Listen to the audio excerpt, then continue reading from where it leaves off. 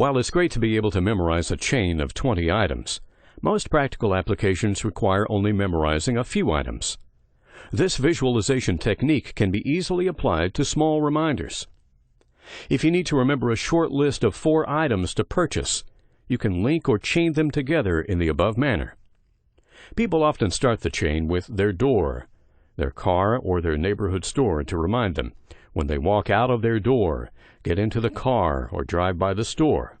For example, one could visualize a 10-foot-high bottle of milk in front of the store. The milk could then be linked to the next item, cheese. Cheese could be linked to oatmeal, then bread. I usually also memorize the number of items, 4 in this case, as a check. For longer lists, writing the list on paper is usually easier. Visualization is also a great way to remember short ideas that occur to you when you can't write them down. You may have ideas when you are away from a pen and paper, such as when exercising or bathing. Other times, such as in the middle of a conversation, it would be rude to write something down. When driving, it is neither safe nor convenient to write reminders. If you think of a great title for your book, The Dogs of War, you could picture dogs fighting in uniform like men in your living rooms. This visualization technique is also a great way to remember where you store or leave things. For example, if you leave your keys on the television set, you can visualize a 5-foot key weighing 500 pounds crushing the television.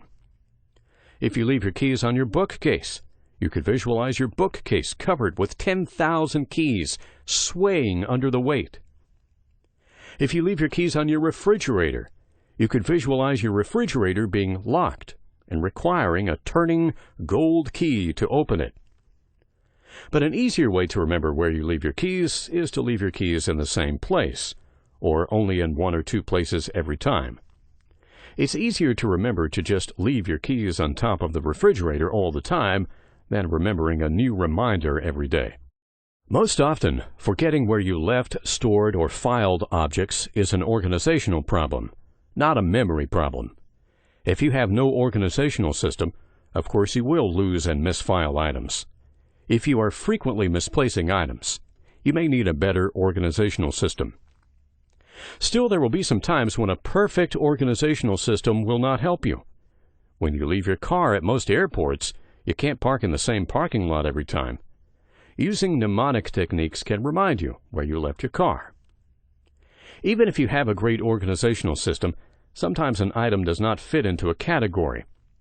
This is usually blatantly obvious when you're thinking, where should I file this or store this?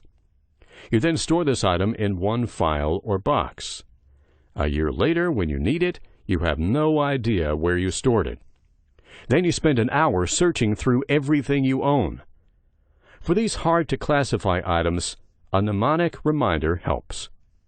Now you can remember 20 items. Are we finished? No.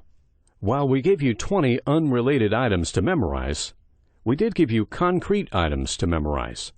Concrete items are the easiest to directly visualize. Anything involving motion is also easy to visualize. Fighting could be 2 men fighting. Speed can be a race car or speed racer. Running is, of course, a runner. Working is, of course, a person working. Abstract items require one more step. We need to convert abstract ideas into concrete visual reminders, which can then be linked and chained together. Strength could be a strong man. Intelligence could be Einstein. Rich could be a pile of gold. For example, if you were trying to remember that someone was strong, intelligent, and rich, you could link them to a strong man, Einstein, and a pile of gold. For example, consider liberty. Liberty cannot be seen, but the Liberty Bell can be seen. Freedom cannot be seen, but President Lincoln freeing the slaves can be seen. Consider trying to memorize numbers, which are abstract. There are 10 digits, 0 to 9.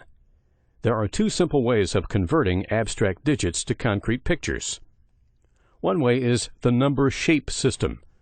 The number 1 looks like a spear, pen, or pencil. A spear, a pen, or pencil can represent the number 1.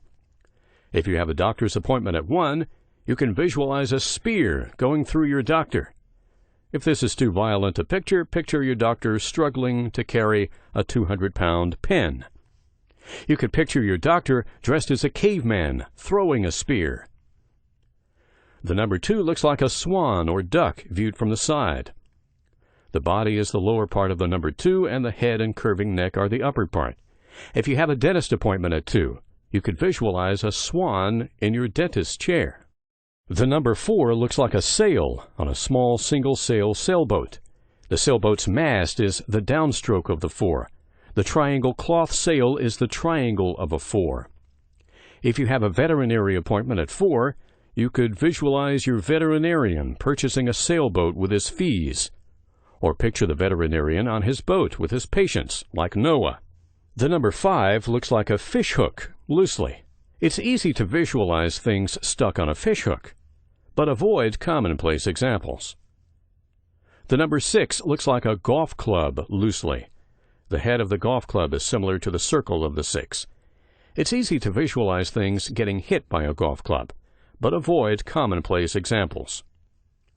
The number 7 looks like a cliff, as seen from the side. The top of the 7 is the top of the cliff. The number 8 looks like a snowman. It's possible to visualize making or interacting with a snowman. The number 9 looks like a balloon with a string or ribbon hanging down. It's easy to visualize a balloon bursting or a balloon carrying the linked item away.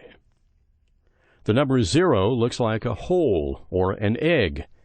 It's easy to visualize falling down a hole or having eggs thrown at the object to be linked. The number 3 does not have a close shape reminder. The 3 can be either rotated 90 degrees clockwise to look like a curvy W, or it can be rotated 90 degrees counterclockwise to look like a curvy M. The curvy W looks like the cartoon representation of female breasts. The curvy M looks loosely like a bird in flight, looking head-on at the bird, such as a seagull. I don't recommend using a bird for 3, since we have used a swan for 2. Some people just use a 3-leaf clover for 3, which has 3 leaves, but does not look like the number 3.